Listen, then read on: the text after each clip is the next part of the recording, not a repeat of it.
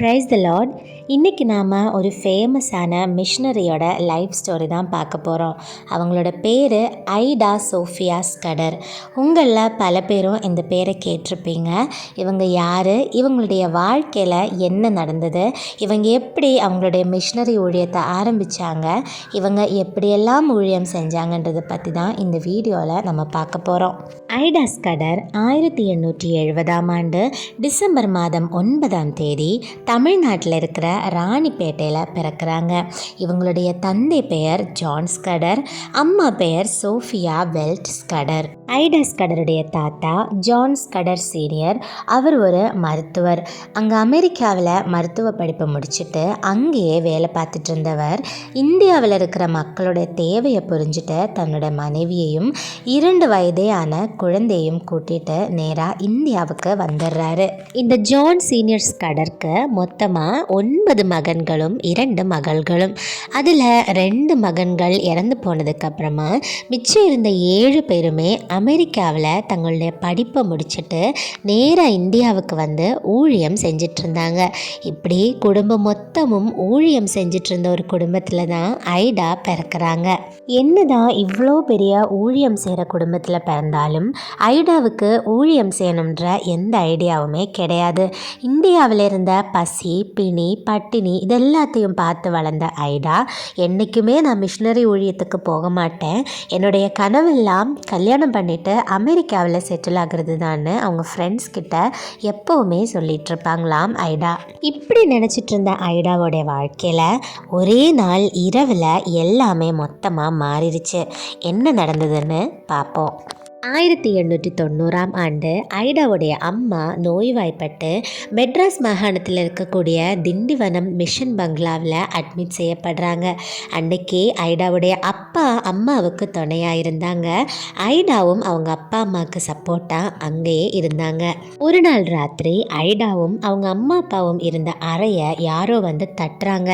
யாருன்னு ஐடா போய் திறந்து பார்த்த உடனே ஒரு அந்தணர் அவர் முன்னாடி வந்து நின்றுட்டு ஐடா ஹெல்ப்புக்கு கூப்பிடுறாரு.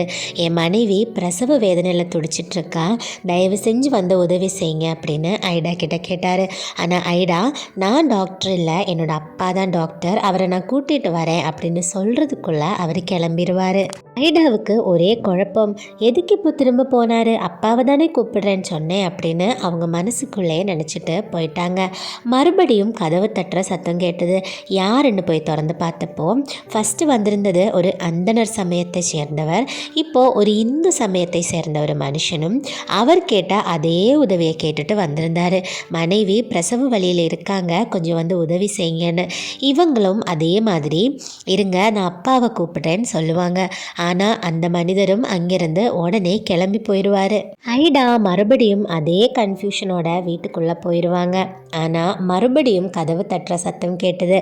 யாருன்னு பார்த்தா இந்த முறை ஒரு முஸ்லீம் சமூகத்தை சேர்ந்த ஒரு மனுஷன் அதே உதவியை கேட்டுட்டு வந்து நின்றுட்டு இருந்தார். அப்பவும் ஐடா இருங்க அப்பாவை கூப்பிடுறேன்னு சொன்ன உடனே அந்த மனுஷனும் அங்கிருந்து கிளம்பிடுவார். இந்த 3 மனுஷர்களும் ஏன் திரும்பி போனாங்கன்னு தெரியுமா?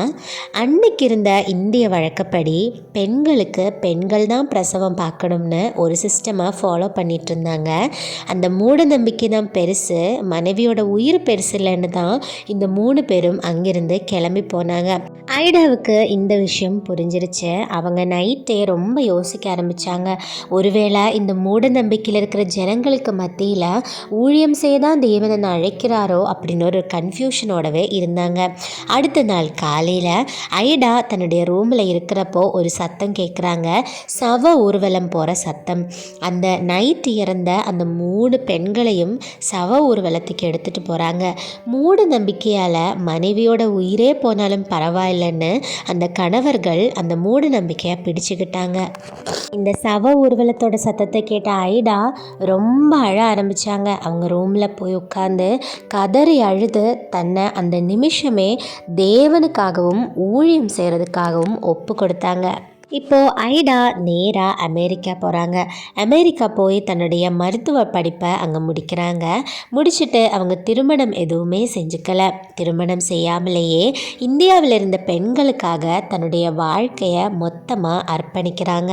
அப்படி ஐடா தன்னுடைய படிப்பை முடிச்சுட்டு நேராக இந்தியாவுக்கு வராங்க, தன்னுடைய ஊழியத்தையும் வேலையையும் ஒன்றா ஸ்டார்ட் பண்ணுறதுக்காக. ஆனால் ஒரு சோக சம்பவம் இந்த 1900 நடக்குது. ஐடாவுடைய தந்தை அந்த வருஷம் இறந்து போயிடுறாரு. ஐடா ரொம்பவே உடஞ்சி போயிடுறாங்க. ஆனாலும் இந்தியாவில் வெள்ளூரில் பெண்களுக்காக ஒரு மருத்துவமனையை அமைக்கணும்னு ரொம்பவே போராடுறாங்க, ரொம்ப ஆசைப்படுறாங்க. ஆனால் $8000 இருந்தால் தான் அங்கே ஒரு மருத்துவமனையை நிறுவ முடியும்னு ஒரு கண்டிஷன் வருது. இப்படி பண தேவையில் ஐடா ரொம்ப கஷ்டப்பட்டுட்டு இருந்தப்போ தேவன் ஒரு வழியை திறந்து கொடுக்குறாரு. என்ன நடந்துச்சு தெரியுமா? ஷெல் அப்படின்னு சொல்லப்படுற ஒரு மனுஷன் தன்னுடைய மனைவியின் நினைவாக இந்த மருத்துவமனை கட்டுறதுக்காக நிதி உதவி செய்கிறாரு. $10,000 ஐடா கிட்ட ஒப்படைக்கிறாரு. ஐடாவும் ரொம்ப மகிழ்ச்சி ஆயிடுறாங்க. மிஸ்டர் ஷெல் கொடுத்த காசை வச்சு வெள்ளூர்லேயே ஒரு மெடிக்கல் டிஸ்பென்சரியும் ஒரு சின்ன கிளினிக்கும் ஸ்டார்ட் பண்ணுறாங்க ஐடா. இந்தியாவில் அந்த காலத்தில் ஒரு ஹாஸ்பிட்டல் ஆரம்பித்து அதை ரொம்ப சக்ஸஸ்ஃபுல்லாக கொண்டு போகிறது ரொம்ப கஷ்டம். ஏன்னா மக்கள் மத்தியில் நிறைய மூட நம்பிக்கைகள் இருந்தது. எவ்வளோ பெரிய காயமாக இருந்தாலும் ஐடா அதை பக்குவமாக கட்டி அனுப்பி வைப்பாங்க. ஆனால் அந்த நோயாளி வீட்டுக்கு போனதுக்கப்புறமா அந்த கட்டை அவிழ்த்து அந்த புண்ணு, அதாவது அந்த காயத்து மேலேயே விபூதியை தேய்ச்சி அனுப்பி வைப்பாங்க. விபூதியை தேய்ச்சிட்டு தான் அடுத்த நாள் ஹாஸ்பிட்டலுக்கே வருவாங்க. அது உயிருக்கே ஆபத்துன்னு அந்த மக்களுக்கு தெரிஞ்சிருக்காது. அவங்களுடைய அறியாமையை பார்த்து ரொம்பவே ஐடா கவலைப்பட்டாங்க. குதிரை பூட்டிய வண்டியில் ஏறி எல்லா தெருக்களுக்கும் போய் ஒரு தெருவாக போய் நிறைய ஊழியங்கள், நிறைய மக்களுக்கு நிறைய உதவிகளும் செஞ்சாங்க ஐடா. இப்படியே கொஞ்ச நாளுக்கு அப்புறமா பெண்கள் எல்லாரும் எப்போ ஐடா வருவாங்கன்னு ரோட்லையும் தெருக்கள்லையும் காத்து கிடக்க ஆரம்பித்தாங்க. 1902 மேரி டாபர்ஷல் அப்படின்னு ஒரு ஹாஸ்பிட்டலை வெள்ளூரில் ஸ்டார்ட் பண்ணாங்க ஐடா. இந்தியாவில் இருந்த மூட நம்பிக்கைகள் எந்த அளவுக்கு கொடுமையாக இருந்ததுன்னா, கர்ப்பிணி பெண்களை கூட அவங்க விட்டு வைக்கல.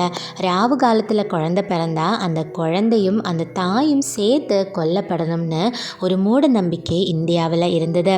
இதையெல்லாம் பார்த்து கவலைப்பட்ட ஐடா பெண்களுக்காக நிற்கணும்னு நிறைய ஹெல்ப்பை பண்ணாங்க. அதில் ஒன்று தான் அவங்க பெண்களுக்காக ஆரம்பித்த ஒரு மருத்துவ பள்ளி. அவங்க ஸ்டார்ட் பண்ண அந்த இயரே 151 அட்மிஷன்ஸ் வந்திருந்தது. அதில் 18 பேரை செலக்ட் பண்ணியிருந்தாங்க. அமெரிக்காவுக்கு போய் நிறைய தடவை நிறைய ஃபண்டும் கலெக்ட் பண்ணிட்டு வருவாங்க ஐடா, இந்தியாவில் இருக்கிற மக்களுக்கு தொண்டு செய்கிறதுக்காக. 1945 ஐடா ஆல்ரெடி ஸ்டார்ட் பண்ணியிருந்த ஸ்கூலை கல்லூரியாக எக்ஸ்டெண்ட் பண்ணி ஆண்களும் பெண்களும் சேர்ந்து படிக்கலாம்ன்ற ஒரு பர்மிஷனையும் ஐடா வாங்கி அதை ஸ்டார்ட் பண்ணவும் செய்கிறாங்க. இப்படி ஐடா சோஃபியா ஸ்கடர் இந்தியா முழுவதும் ரொம்பவே பிரபலமாகறாங்க. என்னதான் அமெரிக்காவை சேர்ந்தவங்களாக இருந்தாலும் அதிக நாட்கள் இந்தியாவில் தான் அவங்க ஸ்பெண்ட் பண்ணதும் அதிக பேர் அவங்கள தெரிஞ்சுக்கிட்டதும் இந்திய மக்களாக தான் இருந்தாங்க. இன்றைக்கும் ஐடாவை ஞாபகப்படுத்தக்கூடிய விதமாக சிஎம்சி வெள்ளூர் இயங்கிட்டுருக்கு. ஐடா மே 23, 1960 இறந்து போயிடுறாங்க. தான் சேவித்த தேவனிடத்துக்கே அவங்க போயிடுறாங்க. கல்யாணம் பண்ணி அமெரிக்காவில் செட்டில் ஆகணும்னு பிளான் பண்ணியிருந்த ஐடா நிறைய கனவுகள் வச்சுருந்துருப்பாங்க. ஆனால் இந்திய பெண்களோட அவல நிலையை பார்த்து தன்னுடைய வாழ்க்கையை பற்றி கூட அவங்க பொருட்படுத்தாமல் அவங்களுக்காகவே வாழ்க்கையை அர்ப்பணித்தாங்க. இன்றைக்கி கூட ஐடாவை நம்ம நினச்சி பார்க்குறதுக்கும் ஞாபகம் வச்சுக்கிறதுக்கும் நிறைய ஞாபகங்களை ஐடா விட்டுட்டு தான் போயிருக்காங்க. இதுதான் ஐடா சோஃபியா ஸ்கடருடைய லைஃப் ஸ்டோரி. இவங்கக்கிட்ட இருந்து நம்ம கற்றுக்க வேண்டிய நிறைய விஷயங்கள் இருக்குது. எந்த எதிர்பார்ப்புமே இல்லாமல், சொந்த நாடு கூட கிடையாது, ஏதோ ஒரு நாடு இந்தியா, அங்கே அங்கே இருந்த மக்களுக்காக நிறைய தொண்டுகள் செஞ்சாங்க. இதெல்லாம் தான் நம்ம ஐடா கிட்டேருந்து கற்றுக்க வேண்டிய விஷயங்கள். வீடியோ பிடிச்சிருந்தா கண்டிப்பாக லைக் பண்ண மறந்துடாதீங்க. ஃப்ரெண்ட்ஸுக்கும் ஃபேமிலிக்கும் எல்லாம் ஷேர் பண்ணுங்கள். நெக்ஸ்ட் வீடியோவில் இன்னொரு மிஷனரியோட கதையை நம்ம பார்க்கலாம். அது வரைக்கும் God bless you all abundantly. நல்லா ப்ரேயர் பண்ணுங்கள், நிறைய ஹெல்ப் பண்ணுங்கள். Praise the Lord. ஆமேன்.